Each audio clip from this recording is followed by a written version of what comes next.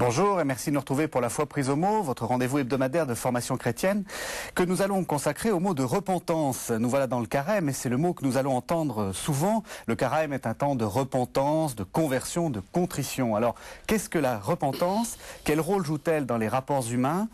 Pourquoi Dieu nous demande-t-il de la repentance et de quoi devons-nous nous repentir? Pour répondre à ces questions, deux invités. Chantal Delsol, bonjour. Bonjour. Vous êtes philosophe et vous venez de publier au CERF Qu'est-ce que l'homme? Cours familier d'anthropologie. Et le père Olivier Riodel, bonjour. Bonjour. Bonjour, vous êtes dominicain, professeur de théologie à l'Université catholique de Louvain et auteur d'un livre sur Wolfhart Pannenberg, paru au CERF, Le monde comme histoire de Dieu, foi et raison dans l'œuvre de Wolfhart Pannenberg.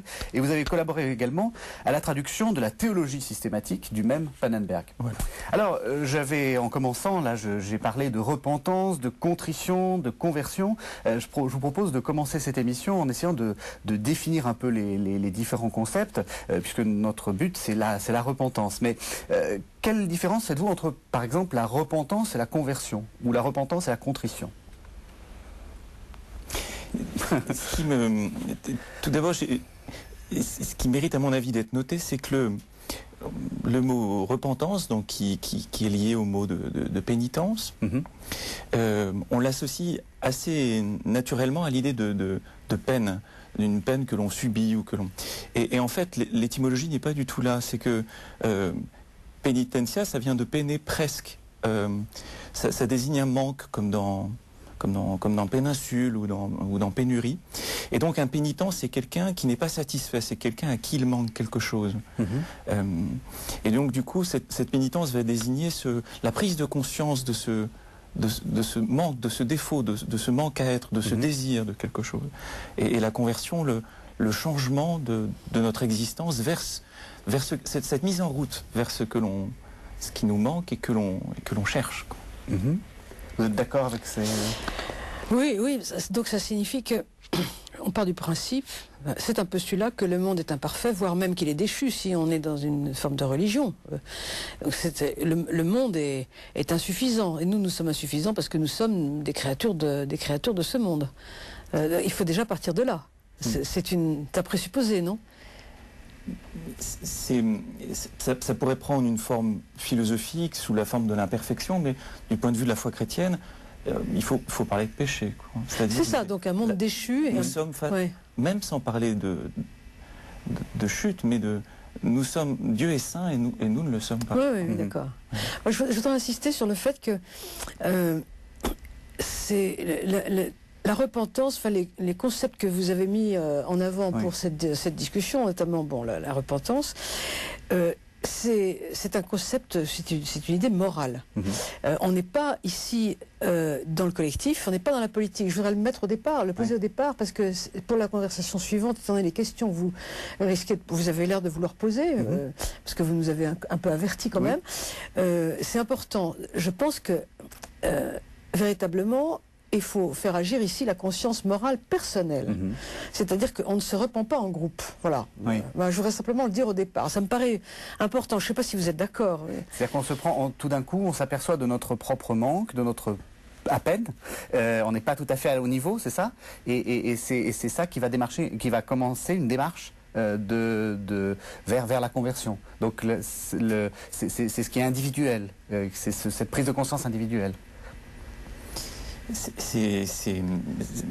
Chacun répond à cette question pour lui-même, bien entendu. En même temps, l'Église comme telle, est une communauté qui nous invite à prendre conscience de cet écart et qui nous invite à nous tourner vers Dieu.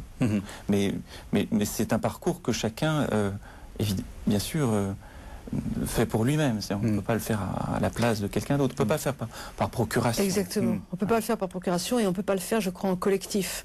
C'est-à-dire, si j'ai honte, c'est moi qui ai honte. C'est vraiment quelque chose de personnel. Personne ne peut avoir honte à ma place. Et moi, si j'ai honte, c'est vraiment pour quelque chose qui me concerne moi. Donc, je pense qu'il faut vraiment poser ça au départ, parce que ça permet après peut-être de comprendre beaucoup de choses. Alors justement, ça va nous permettre, on va commencer par partir de ce sentiment anthropologique là, de la honte et de ce sentiment de repentance. Après, on parlera de la théologie. Alors, moi, la première question que j'ai envie de vous poser, là, sur l'individu, sur l'homme, comment expliquer que l'homme ait la capacité de revenir en arrière, de changer d'avis? C'est quoi qui fait ça? Qu'est-ce qui explique cette possibilité de se rendre compte que voilà, on n'est pas tout à fait au niveau? En principe, une personne telle que nous l'entendons, c'est un tout. Au départ, on dit c'est une substance. Bon, c'est un tout, c'est un monde. Chacun d'entre nous est un monde. Mais un monde dans le temps, avec un passé, un présent, un avenir. Et donc nous devons prendre en compte les différents moments du temps pendant lesquels on ne pense pas toujours la même chose, on fait des choses qu'après on regrette, enfin, c'est très compliqué. Donc il faut que nous soyons un tout en étant un ensemble d'éléments plus ou moins éclatés. D'où la tentation, quand on a fait vraiment une grosse bêtise, de dire mais c'était pas moi, c'était pas la même personne. Alors qu'en fait si, c'était moi, c'était la même personne. Donc d'où l'idée de honte, de repentance, de repentir, parce que je suis un tout en étant multiple. C'est le un qui parle ici et qui regarde les moments multiples. Je crois que anthropologiquement c'est ça. Est-ce qu'on a justement cette capacité de se détacher vous dites c'était pas moi. Comment expliquer qu'on a cette capacité de se détacher? Pour échapper à la responsabilité. Vous savez, c'est le garçon qui dit mais oui, bien sûr j'ai fait cet enfant dont je m'occupe pas, mais en fait c'était pas le même garçon qui a fait cet enfant, c'était pas moi. Et on arrive en lui disant bah si, c'était toi qui as fait cet enfant, donc tu en es responsable. Mais on a toujours la tentation évidemment de dire mais non, c'était pas moi, j'ai complètement changé, je ne me reconnais plus. Et quand on parvient à se repentir, ça signifie qu'on réunit tous les moments épars de sa vie pour être une personne quoi. Repentir, ça signifie assumer? C'est une manière d'assumer qui on est? Oui, je pense. Je vous laisse parler. C'est-à-dire, j'hésiterais à trop vite lier la conversion, le repentir à l'idée de honte, ou même de responsabilité, ou même du fait de ne pas être à niveau. C'est-à-dire, ce qui importe essentiellement dans la vie chrétienne, c'est la relation à Dieu qui naît de la foi et de la charité. Voilà. Et cette conversion, cet acte de se tourner vers Dieu, il n'est pas d'abord d'un constat d'un manque ou d'un défaut. C'est-à-dire, celui qui vit sans Dieu dans le monde ou qui vit loin de Dieu ne ressent absolument aucun besoin de conversion, ne ressent aucun manque. Et au contraire, plus on va s'approcher de Dieu, beaucoup de spirituels, d'auteurs spirituels en témoignent, plus ils s'approchent de Dieu, plus ils grandissent en sainteté, et plus ils prennent conscience de la sainteté de Dieu et de leur état de pécheur. Et de ce point de vue-là, il me semble, le propos chrétien sur le péché, c'est pas seulement et peut-être même pas d'abord une notion morale ou éthique qui correspondrait à une honte, à quelque chose que l'on a raté. C'est l'écart, entre la sainteté de Dieu et nous qui ne sommes pas saints. Et qui le désirons. Et cet écart n'est pas forcément à penser en termes de jugement. On n'est pas obligé de dire je suis pas au niveau de Dieu et c'est pas bien. Non, mais il s'agit de se tourner dans la conversion, il s'agit de se tourner. Mais l'intérêt, c'est de se tourner vers qui? Il s'agit de se tourner vers Dieu qui est saint, mais aussi vers Dieu qui est amour, et avant tout Dieu qui nous a sauvés et qui nous pardonne. Donc c'est sous le regard, si on peut dire, c'est à l'ombre de la croix, que la conversion et la pénitence est chrétienne. Sinon, ce serait une culpabilisation infinie, et ça, c'est absolument pas vivable, c'est destructeur de l'existence humaine. Justement, est-ce que dans parce que vous disiez quand même il y a une forme de responsabilité. Est-ce que quand même il n'y a pas une, enfin, c'est pas important d'unifier les différents aspects de sa personnalité. Donc là vous êtes en messager de paix, en prince de la paix, en merveilleux conseiller. Mais est-ce qu'il n'y a pas quelque chose de, est-ce que c'est pas important d'être unis justement, de pas se penser comme un ensemble d'êtres qui ont agi dans le temps et qui finalement n'ont plus rien à voir avec nous? Ah ben, pour moi, c'est extrêmement important d'essayer d'être unis. C'est la meilleure, à mon avis, c'est la meilleure manière d'être vraiment un humain. Un humain, c'est quelqu'un qui unifie les différents moments de sa vie et qui parvient à se penser comme une personne. Alors ontologiquement, il l'est. Oui. Je le pense. Ontologiquement, vous voulez dire dans son être. Dans son être. Oui, vous avez raison. Il vaut mieux pas utiliser dans son être profond, dans son être, dans son essence, si vous voulez, il l'est. Mais après, il faut vivre comme tel. Mais est-ce que vous permettez que je rebondisse sur ce que vous venez de dire? Ça m'intéressait, non pas pour remettre en cause, mais peut-être pour compléter. Parce que vous dites que sans Dieu, on ne ressent pas ce manque. Effectivement, je comprends bien ce que vous voulez dire. Mais il faut quand même bien remarquer que lorsque Dieu s'efface, ce manque se déploie d'une manière immanente. Et je prends pour témoin, par exemple, toute l'analyse de la recherche du nouvel homme qu'il peut y avoir dans les testaments, notamment dans le Nouveau Testament, où vous êtes théologien, je ne veux pas dire des choses que vous savez tellement mieux que moi. Donc, la recherche du nouvel homme, c'est ça, quand même. Et regardez comme on recherche le nouvel homme dans les idéologies totalitaires. Au moment où Dieu s'efface. Regardez quand même que Lénine est le fils beaucoup moins de Marx, comme on dit, que de Tchernyshevsky, qui a écrit L'homme nouveau. Hein. Et Lénine est tout entier tourné vers l'homme nouveau. Comment trouver l'homme nouveau? C'est ça, c'est finalement la conversion de l'homme, et de l'homme avec un grand H, et plutôt de l'humanité que de l'homme tout court. Donc il ne s'agit pas d'une recherche de sainteté, mais on voit qu'il y a quand même sans Dieu, il y a une espèce de retournement immanent du même concept, qui est complètement abîmé naturellement, mais vous voyez, je trouve c'est curieux. Hein. Oui, oui. Est-ce qu'il va, les cas fondamentaux, pour le coup, ça va être l'horizon sur lequel on pense cette nouveauté humaine? Oui, bien sûr. Est-ce que c'est sur l'horizon du monde, l'horizon de l'histoire, l'horizon de la mort, ou bien c'est sur un horizon qui le passe, et qui est sous le regard de Dieu, enfin, sur l'horizon de Dieu, d'une orientation vers Dieu? Oui, puis dans le contexte chrétien, c'est complètement personnel. Je puis devenir un saint personnellement. Oui. Parce que avec ma propre vie. Alors que le nouveau, c'est la société tout entière, voire le monde entier. Ces gens-là ont vu Feuerbach, quoi. Oui. Enfin, jamais les chrétiens ne croient qu'on va rendre sainte toute une société. Ça passe par les personnes. On peut créer des conditions, on peut aider, mais ça passe toujours par une personne. Enfin. Oui. Ouais. Alors, au niveau social, est-ce que la repentance est utile? Est-ce qu'on peut, sans même rentrer dans le rapport avec Dieu, est-ce que c'est une attitude que vous recommanderiez juste pour fluidifier les rapports sociaux? Je ne voudrais pas me prendre position comme spécialiste de questions sociales, mais je suis frappé que dans le vocabulaire biblique, les mots qui désignent la conversion ou la repentance, ou le repentir, chouve pour la... Oui. Ce qui veut dire rebrousser chemin. Niram, voilà. Ouais. Sont des mots qui ne sont pas exclusivement négatifs. Par exemple, rebrousser chemin, ce mot peut aussi, selon les cas, signifier être reconstitué, être restauré, être rétabli. Donc c'est l'idée de refuser quelque chose, de revenir, et de par là être rebâti. Voilà. Et Niram, qui signifie regretter, ou signifie aussi être consolé. C'est-à-dire que ces mots bibliques que nous lisons quand on lit habituellement... je me repens, il y a aussi quelque chose derrière. C'est ça, il y a une visée positive. Il s'agit de se détourner de quelque chose qui n'apporte pas la vie, ou qui nous mène à notre perte, pour être reconstitué, reconstruit ou consolé, selon les mots. Et ça, c'est une vision... aussi bien pour l'individu que pour le peuple d'Israël, dans le cas de... Peut-être qu'il y aurait à chercher dans cette conception biblique une pertinence collective ou sociale de la conversion. Et actuellement, là, puisqu'on est dans les temps bibliques, est-ce que maintenant il est bon de se repentir pour la société? Moi, je suis assez craintive devant cette manière de faire. Pour moi, la repentance existe dans le domaine moral. Oui. Mais si vous la transposez au domaine politique, Alors là, on tombe très vite dans quelque chose qui va ressembler un peu à du terrorisme, même s'il n'y a plus de geôle, évidemment, mais... Ouais. Est-ce qu'un tribunal n'est pas le lieu de la repentance? Ah non, pas du tout, je pense pas du tout.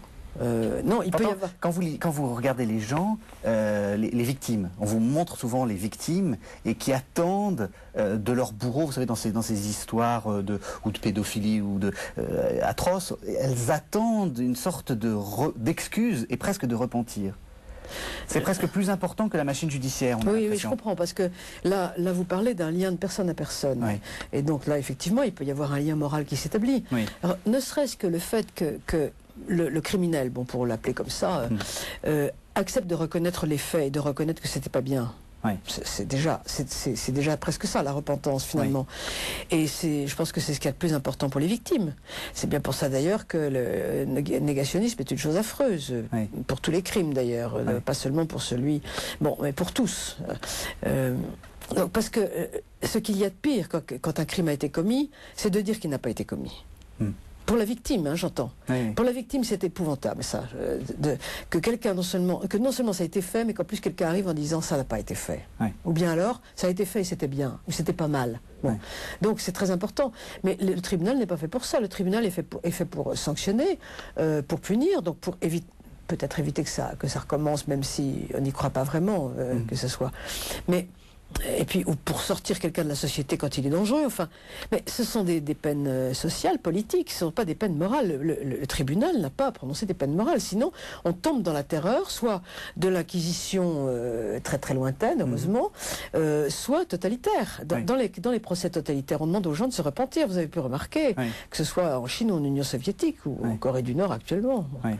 Ça, c'est complètement totalitaire. On confond la société civile et puis une société ecclésiale ou une société morale. C'est complètement différent, pour moi. Alors, j'aimerais aussi que vous dites c'est quelque chose de personnel. Est-ce que ça peut être utile à soi? Est-ce que le fait de s'être repenti, parce qu'on pense souvent la repentance comme uniquement dans des rapports moraux entre individus. On pense souvent comme une sorte de début de réparation de ce qui a été fait. Je me repens et je reconnais ta souffrance et d'une certaine façon, je suis en train de te demander pardon. Est-ce que ça peut être utile aussi pour soi? Est-ce que ça fait partie de ce mécanisme qui est le mécanisme de travail de mémoire, etc.? Oui, vous savez, moi je crois à l'excellence. Je crois au chemin vers l'excellence. L'excellence, je ne sais pas exactement ce que c'est, mais c'est un but, un idéal. Donc je pense que cela contribue effectivement à acheminer la personne humaine dans un chemin d'excellence, enfin, à l'acheminer vers l'excellence, à l'emmener vers mieux qu'elle n'était auparavant. Donc c'est toujours formidable. Si on parvient disons, à se remettre en cause de façon intelligente. Il ne faut pas non plus passer sa vie à se couvrir la tête de poussière, comme dans un certain nombre de cas on le voit. Mais on avance toujours vers le mieux, c'est quand même notre but, de se ramasser autour de soi et s'amener soi-même vers le mieux, je pense.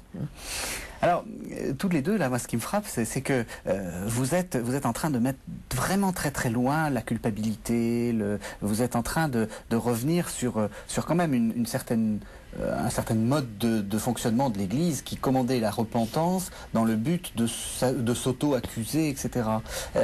Pourquoi ? Là, vous disiez non, il faut pas se culpabiliser, c'est pas un chemin, c'est un chemin vers la vie, etc. Alors que on a tous l'image du prêtre dans le confessionnal, repens-toi.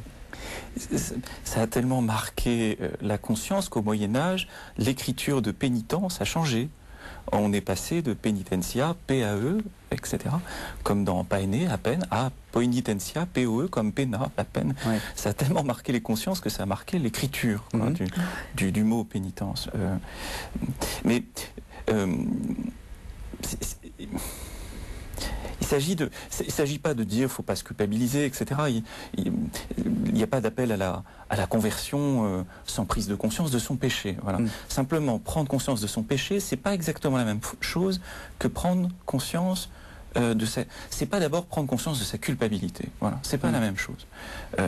La question, la difficulté parfois dans la relation entre pénitence et culpabilité, elle tient à mon sens sur l'horizon sur lequel on pose cette question.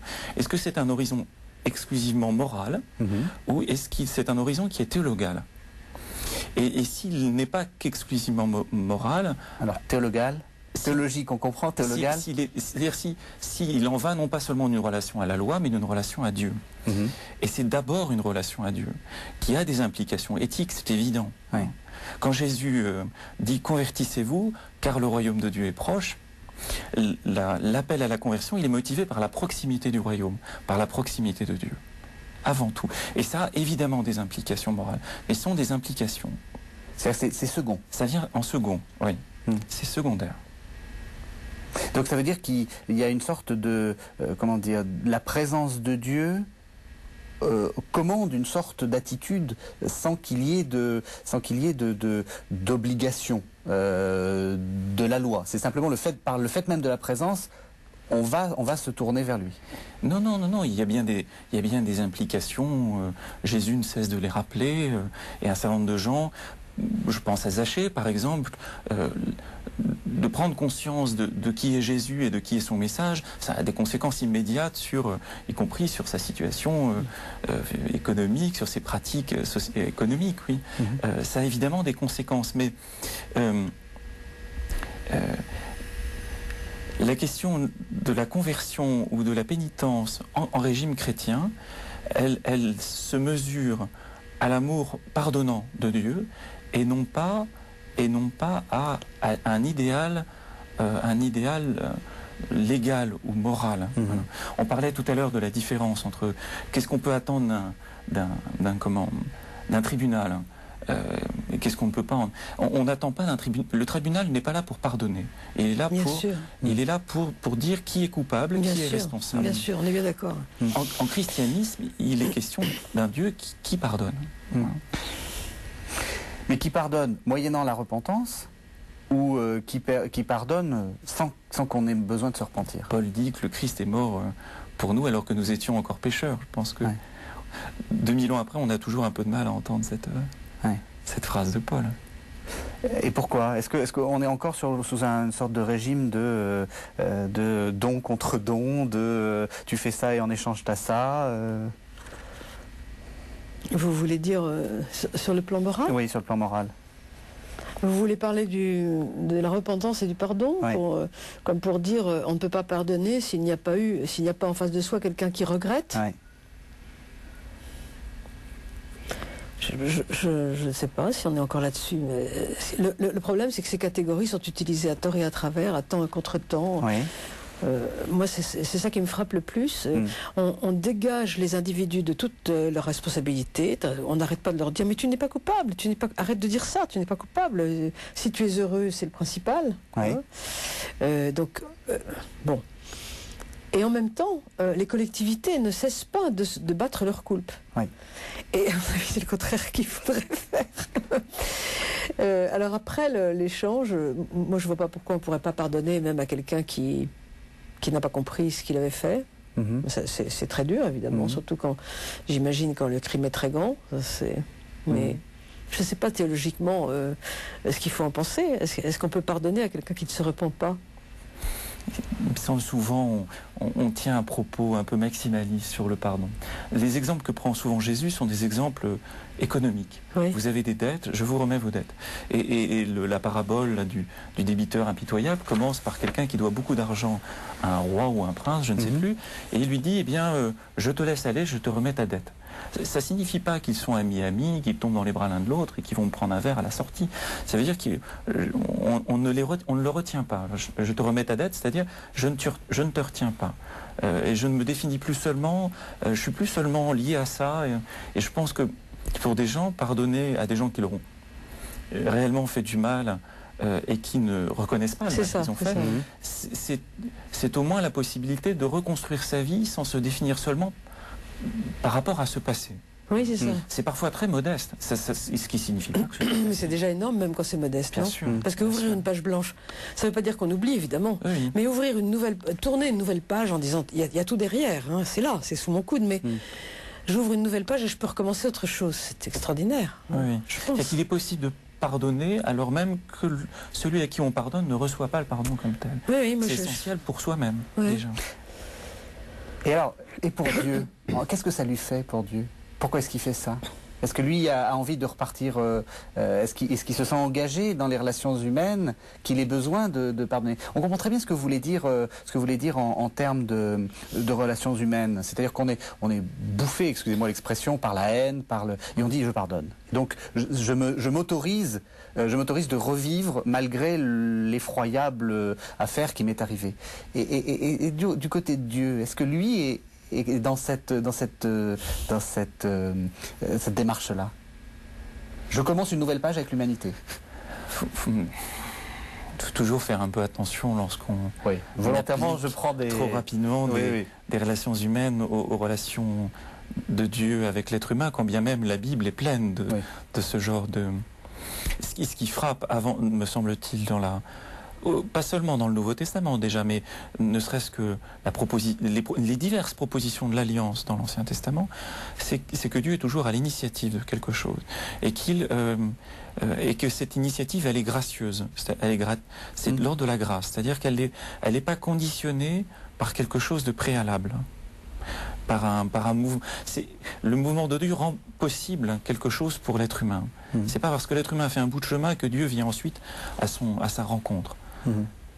Ça me frappe, ça, pour le coup. Et il n'y a que Dieu qui puisse faire ce genre de choses. Il n'y a que Dieu qui puisse, nous pouvons nous convertir, nous pouvons nous repentir, mais seul Dieu peut nous justifier, nous déclarer justes, nous sanctifier. Et c'est là que l'analogie avec l'être humain, les rapports humains s'arrête aussi. Ah, Chantal Dessol, vous disiez, ça m'a frappé, vous disiez, on ne cesse de déculpabiliser les individus et les institutions se culpabilisent. C'est quoi? C'est un mécanisme historique? On est dans une société qui est comme ça? Ou j'aimerais que vous précisiez ce que vous veniez de dire. Oui, alors, je note parce que je voulais rebondir sur ce que... Sinon, oui. Non, mais qu'est-ce qui se passe? Il se passe que d'une part, il y a une sorte de relativisme de ce qu'on appelle les valeurs, entre guillemets. J'aime pas bien utiliser ce mot, mais c'est le seul qu'on ait à disposition en ce moment. Bon. On ne sait pas très bien ce qui est vrai, ce qui n'est pas vrai, ce qui est juste, ce qui n'est pas juste. Donc on flotte un peu. Et puis, en même temps, au niveau collectif, on est dans le progrès indéfini, c'est-à-dire que tout ce qui s'est passé avant, c'était mal. On remet tout en cause. Quand on pense que les gens ont fait la guerre de 14, quelle horreur, ils se sont battus pour rien. Enfin, bon, j'en passe des meilleurs. Donc, forcément, en raison d'une sorte de relativisme, mot que je manipule avec précaution, parce que c'est pas du tout chez moi une forme de crainte de la décadence, je sais pas quoi. Ou de mépris pour ce que les gens vivent. Absolument pas. Mais en raison de ça, on déculpabilise tout. Et donc tous les comportements sont aussi bons les uns que les autres. Il y a un peu de ça quand même. Hein. Et puis au niveau collectif, comme on est dans l'idéal du progrès, donc finalement on rejette tout le passé, d'où la repentance, d'où le repentir collectif, etc. Je peux rebondir juste sur parce que je pense que ça peut être intéressant. Non, je voulais juste rappeler un petit épisode. La miséricorde de Dieu est infinie, non? Théologiquement, elle est infinie. Oui. Donc, à ce moment-là, Dieu peut tout pardonner. C'est quand même là-dessus qu'on se fonde. Non, je pensais quand vous parliez à une page que vous connaissez peut-être de Ernest Hello, une sorte du 19e qui était assez remarquable. Et alors, il y a une histoire de jugement dernier, et Dieu juge. C'est l'ultime instance. Arrive un condamné couvert de chaînes. Il a été condamné. Et il se met devant le Père éternel et il dit « J'en appelle ». À ces mots, les étoiles s'éteignent. Forcément, on n'en appelle pas à l'ultime instance. Il n'y a pas de cour de casse derrière Dieu. Et alors, le juge suprême lui dit « Tu en appelles à qui ?» Et il répond « J'en appelle de ta miséricorde à ta gloire ». Et bon, ça veut dire quand même ça. La miséricorde est infinie. On est bien d'accord? Elle est au-dessus même du jugement. Rassurez-moi, théologien. C'est l'infinité même de Dieu. Enfin, c'est l'infinité même de son amour. C'est-à-dire, on dit que Dieu est amour, on ne dit pas qu'il exerce cet amour, voilà. On dit qu'il l'est. Voilà. Et parler de sa miséricorde, c'est aussi parler de son amour. Et aussi de sa justice. Oui, c'est ça. Aussi de sa justice. Ce sont des facettes de l'amour. Oui.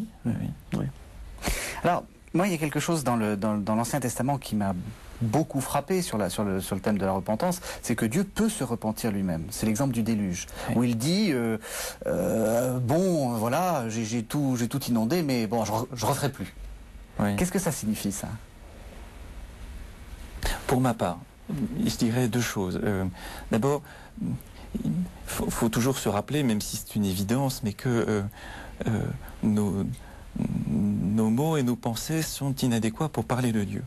Ce qui veut dire qu'il faut se garder, soit de prendre ces récits bibliques, par exemple celui du déluge, comme de les prendre comme une...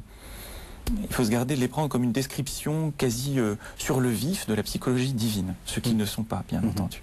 Mais il faut aussi se garder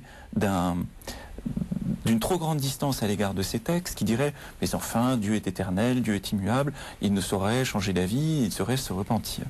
Comme si des concepts philosophiques ou métaphysiques se posaient ainsi comme juges d'un récit biblique.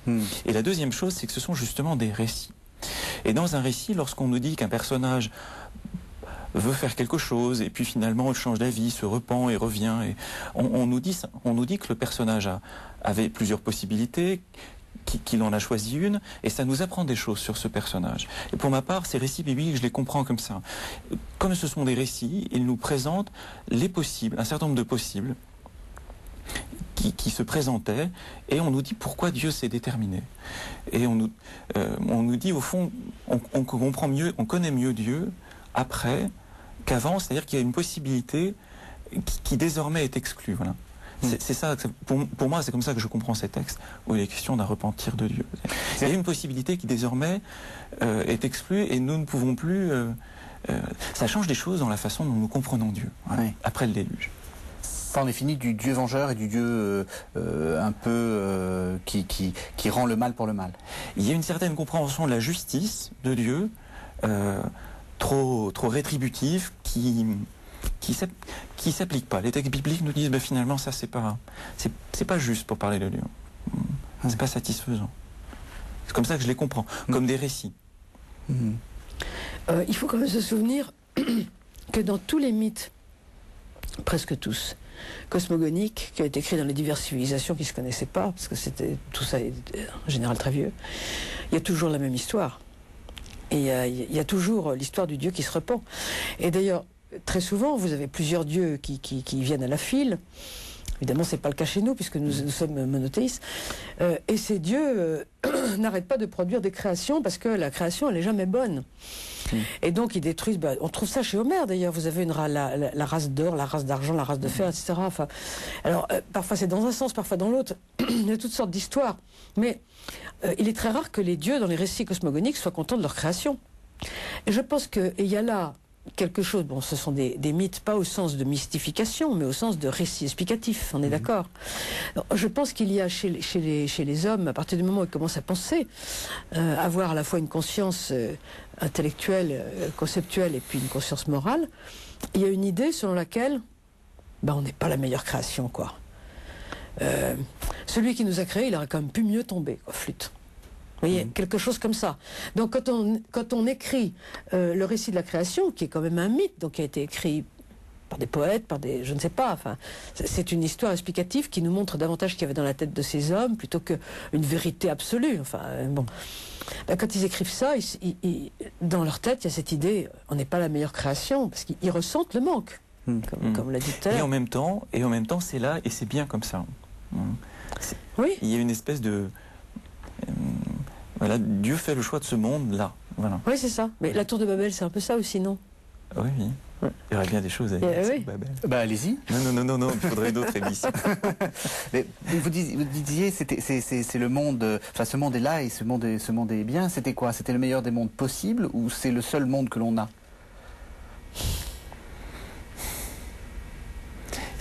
C'est qu'il y a... Mais ça vaut... C'est pas seulement sur le... Enfin...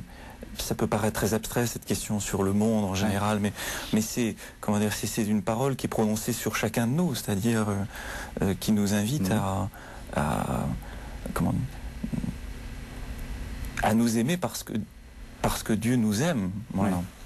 À nous aimer nous-mêmes parce que Dieu nous aime, alors même que on pourrait ne pas être satisfait de ce que nous sommes, on peut être, mais voilà, Dieu nous aime tel que nous sommes, quoi. C'est ça que je voulais souligner. Et ça crée quoi, ce savoir-là? Moi, c'est une question que je me pose souvent, et c'est un peu en lien avec cette idée de repentance. Qu'est-ce que ça apporte de plus? Est-ce que ça apporte une exigence éthique? Ou est-ce que ça apporte... Parce que en travaillant sur la repentance, moi je me suis vraiment posé la question. Les gens souvent se convertissent à une religion, mais n'ont pas la conversion éthique qui va avec. C'est-à-dire que souvent ils disent je suis chrétien, bon, et puis on continue les anciens modes de fonctionnement, c'est-à-dire on n'est pas tout à fait aussi gentil qu'on voudrait, on n'est pas, etc. Qu'est-ce que cette connaissance de Dieu, du fait que Dieu nous aime, ça apporte, et est-ce que ça peut nous faire basculer éthiquement? Oui, mais pour moi, c'est d'abord une question de priorité, c'est-à-dire quel est quand nous disons qu'il nous manque quelque chose, quand nous disons que nous ne sommes pas satisfaits, un pénitent, c'est quelqu'un qui n'est pas satisfait de lui, étymologiquement. Mais pas satisfait par rapport à quoi, voilà. Et ce qui me frappe, c'est de voir des saints ou des auteurs spirituels, des auteurs mystiques, qui grandissent dans la conscience de leur péché, alors même qu'ils s'approchent de plus en plus de Dieu. Et un moraliste leur dirait, mais enfin, à quelqu'un, je ne sais pas, moi, Thérèse de l'Enfant Jésus, enfin, il n'y a pas de quoi, excusez-moi l'expression, il n'y a pas de quoi en faire un plat, enfin, vous faites trop de soucis, ma fille, voilà. Et non, il y a quelque chose de très juste dans cette attitude, le fait d'avancer en sainteté, de s'approcher de Dieu, ça va de pair avec à la fois une conscience plus vive de son péché et une confession plus éblouie de la miséricorde de Dieu. Et ça c'est pas d'Edouard une question. Là, c'est pas une question d'abord morale. C'est une question de relation face à Dieu. Et savoir que la morale ne juge pas tout, ne décide pas ultimement de ce que nous sommes, c'est la bonne nouvelle que ne cesse de répéter Paul. C'est que nous sommes sauvés par grâce et pas par la loi. Nous sommes sauvés par la foi dans la miséricorde de Dieu manifestée dans le Christ, sur la croix, et pas par la loi. Ça, c'est la merveilleuse nouvelle de l'Évangile. C'est la grande différence entre les musulmans et les chrétiens. Peut-être, ça je ne sais pas. Alors, oui, mais justement, moi, quand je vous ai entendu tout à l'heure, vous disiez on se déresponsabilise, etc. Est-ce que le danger, c'est pas de faire de l'hyperpaulinisme, comme le père Yodel, qui consiste à dire c'est formidable, comme dit Paul, mangeons et buvons, puisque demain nous mourrons. Oui, il n'a pas dit ça. Non, il n'a pas dit ça. mais Paul dit ça, mais Paul est très gêné. Paul est très gêné par ça. Faudra-t-il pécher? Mais alors, qu'est-ce à dire demain, Paul? Faut-il pécher pour que la grâce abonde? Mais non, vous savez bien. Il dit exactement ça. Oui. Vous savez bien que vous êtes pécheur, vous êtes esclave de celui que vous servez. Donc, soyez esclave de la justice et non pas esclave du péché. Donc, voilà. Parce que ma question, c'est est-ce que c'est pas dangereux ce discours? Parce que vous avez l'air de critiquer un peu l'absence de morale ou de valeur que l'on a dans cette civilisation. Est-ce qu'on n'a pas un peu trop cru des gens comme le père Yodel en disant nous sommes sauvés? Non, je pense pas que ça ait je fais la provocation. Oui, je pense pas que ça ait grand-chose à voir. Non, c'est pas par une sorte de laxisme religieux, c'est par perte des repères religieux ou autres d'ailleurs. Mais bon, il y a une sorte de on ne sait plus très bien à quoi se raccrocher. On a en quelque sorte dos au mur. Vous avez dit tout à l'heure par rapport à quoi? Voilà, on ne sait plus par rapport à quoi. Étant donné la longue histoire par laquelle nous sommes passés, Dieu est mort, Marx est mort et moi-même je ne me sens plus très bien, quoi. On en est là, c'est un peu ça. Donc les repères ne sont pas fermes. Alors, ça ne veut pas dire que personne n'a de repères, mais ça veut dire que les repères communs se sont plus ou moins effacés. Or, quand il n'y a plus de repères communs, vous savez, chacun n'est pas un grand moraliste ou une grande conscience. On a bien besoin des repères communs, non? Oui. Comment dire? J'ai entendu ça m'a beaucoup éclairé dans une lecture par un philosophe que j'aime beaucoup, Jean-Yves Lacoste, une lecture de Kierkegaard, faisait remarquer que dire je suis chrétien ou je suis sauvé, ça ne peut pas se conjuguer seulement au présent. Comme si tout était là, acquis, ça se conjugue aussi au futur. Voilà. Je ne peux pas dire véritablement je suis chrétien, car dans ma vie, je ne vis pas conformément à ce que je dis.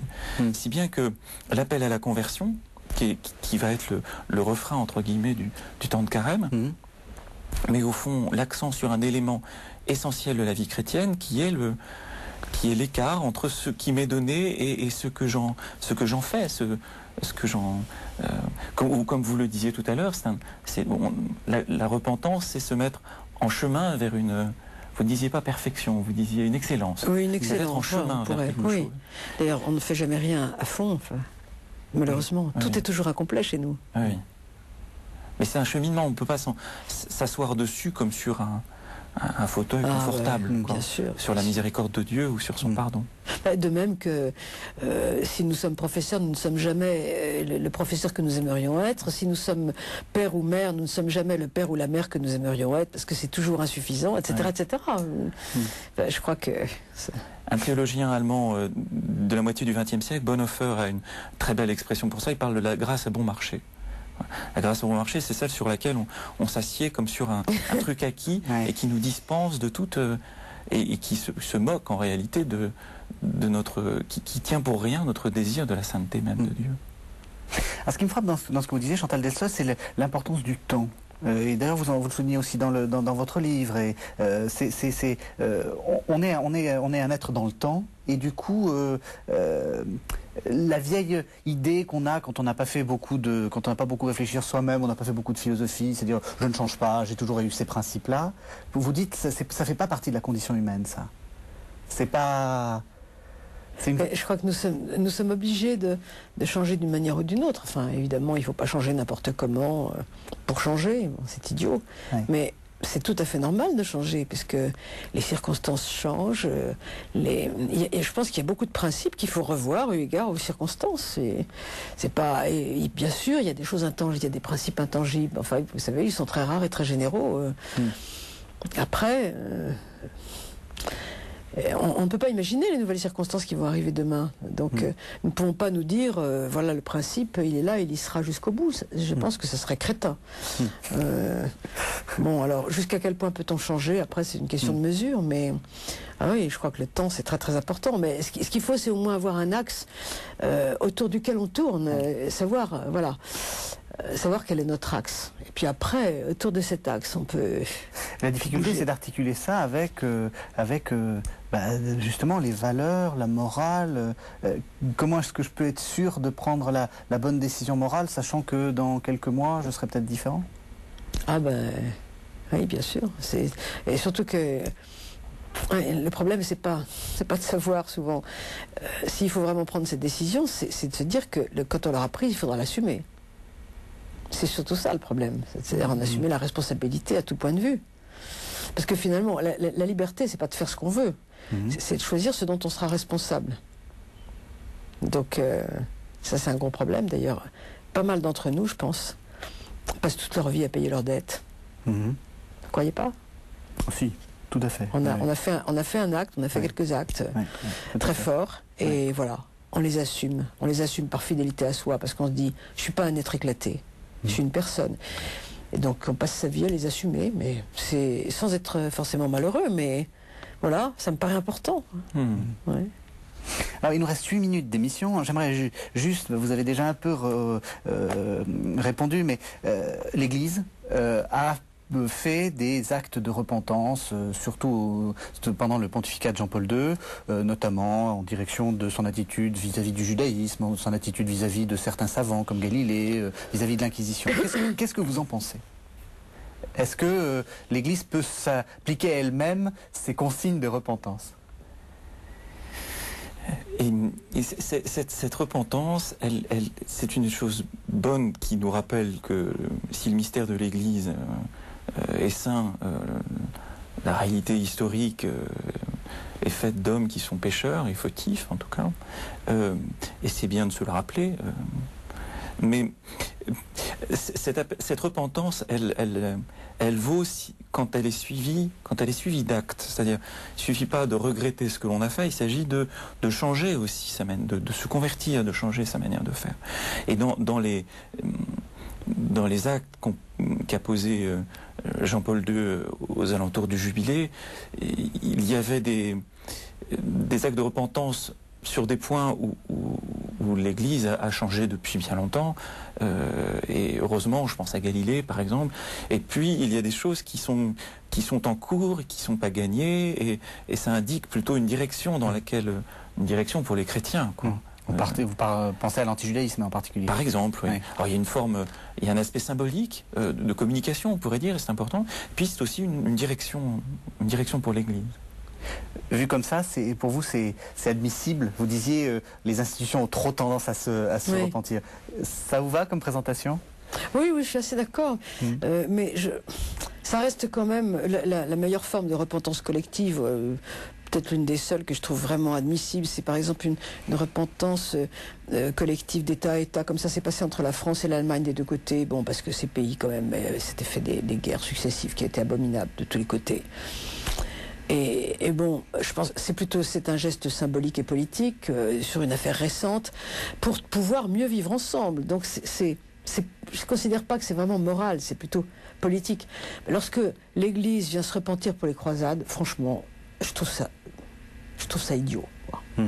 Parce que, comme vous l'avez bien dit, il y a bien longtemps qu'on ne fait plus de croisades, donc effectivement, on a changé. Vous savez, c'est l'histoire des je me demande d'ailleurs si c'était pas des dominicains qui étaient revenus au Mexique après un grand massacre au 16e, hein, bien sûr c'est il y a longtemps, et les Indiens leur disent mais vous êtes tout gentils là, alors qu'il y a 20 ans vous nous avez tous massacrés, et les prêtres ou moines en question, je ne sais plus, ont répondu mais oui c'est normal, vous aviez fait des gros péchés mais maintenant ça va mieux. Donc non seulement ils ne regrettaient rien, mais ils en mettaient encore une couche. Mais il y a longtemps qu'on n'a plus fait ça. Enfin, à quoi ça rime d'aller brandir des repentances collectives? Je trouve ça un peu un sacrifice à la mode, vous voyez. Alors que je comprends mieux entre deux pays qui ont quand même besoin de vivre ensemble dans le même creuset. Bon, maintenant, c'est fini, quoi. Mais c'est symbolique, c'est pas un geste moral. Lorsque l'Église le fait, alors on va se repentir à la place de Socrate parce qu'il avait couronné l'esclavage ou qu'il avait eu des esclaves. Enfin, soyons pas ridicules. Bon, on a changé dans l'histoire, c'est très bien. On va pas non plus aller remonter faut surtout, ce qui serait très facile, c'est de se repentir de choses que nous n'avons pas fait devant des gens qui ne nous ont rien fait. En plus, c'est un geste qui est stérile. S'il ne produit pas des choses par la suite, voilà. S'il n'est pas l'initiation de quelque chose, quoi. Sans quoi c'est... Oui, mais enfin là, on pourrait imaginer que l'Église comme institution, après tout, nous l'assumons tous, puisque nous sommes d'église. Vous voyez, de même qu'on assume ce qui s'est passé dans une famille, on assume une communauté à laquelle on appartient. Enfin là, c'est trop, quoi. À la limite, je comprends que comme homme politique, entre guillemets, le pape ait voulu faire ça, parce qu'après tout, le pape est aussi un homme politique d'une certaine façon. Et peut-être même que parfois il devrait un peu plus se méfier de ce qu'il fait, parce qu'il devrait penser qu'il n'est pas seulement un pape, mais aussi un homme politique. Donc à cet égard-là, peut-être on peut... Mais... Je le trouve sévère quand même. C'est une espèce de... C'est un enseignement spirituel aussi, c'est pas seulement un acte politique pour le coup. L'Église elle-même, comme institution ou dans son magistère, prend position avec humilité sur ce qu'a été son histoire, sans la rejeter et sans se poser au-dessus si nous avions été à la place de nos pères, nous n'aurions jamais fait ça, ce qui est l'hypocrisie parfaite. Mais c'est une attitude spirituelle que je trouve juste. Oui, ça a l'air de dire un peu ça. Ça a l'air de dire un peu à la place de nos pères, nous n'aurions pas fait ça. Ce que je trouve assez... je ne suis pas sûr. Moi, j'aurais préféré un discours carrément académique ou intellectuel pour dire, voilà, on a pensé ça à une certaine époque. Pourquoi est-ce qu'on ne le pense plus maintenant? Parce que la morale a évolué, la nôtre aussi, nous évoluons. Nous nous sommes rendus compte qu'un certain nombre de choses étaient assez barbares, finalement, et nous avons battu notre coulpe. J'aurais préféré un discours comme ça, plutôt qu'un grand machin pour demander pardon de trucs qu'on a fait il y a un certain temps, et d'ailleurs qu'à l'époque on a trouvé très très bien. Alors, vous voyez, je sais pas, ça me convainc pas. Alors il nous reste 3 minutes et j'ai envie de vous poser une dernière question. On l'a dit, on est en train de... cette émission ouvre un peu le carême. est-ce qu'il y a un temps privilégié pour le repentir et des lieux privilégiés pour le repentir? Est-ce que le fait que l'Église commande ce temps-là, ou propose ce temps-là dans des lieux particuliers qui sont les églises ou les... Est-ce que ça a de la valeur? Ou quelle valeur ça peut avoir? Une réponse brève parce qu'il ne reste pas beaucoup de temps.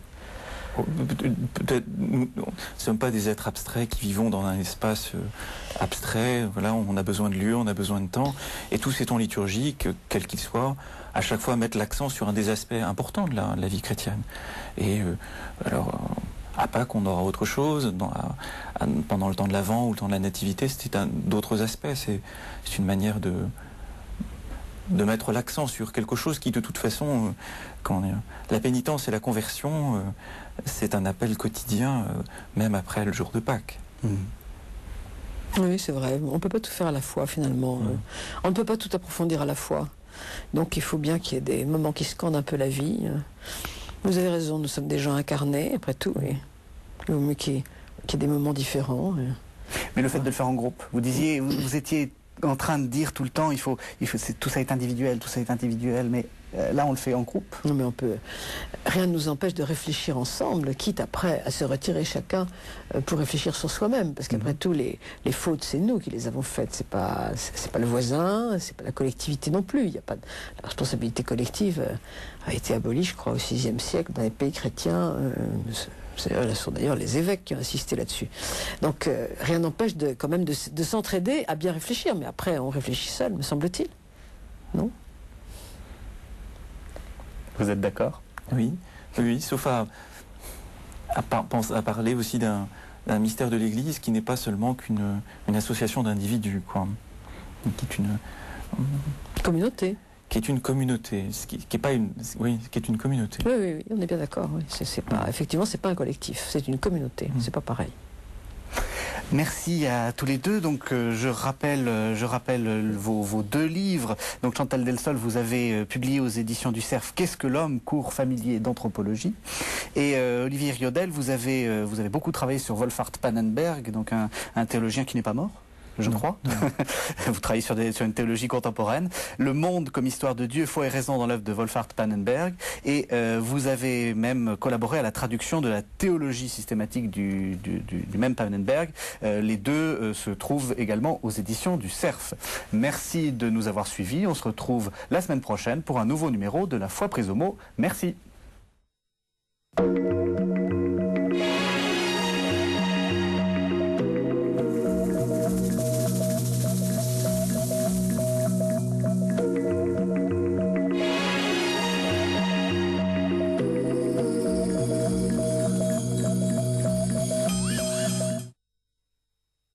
Tout de suite,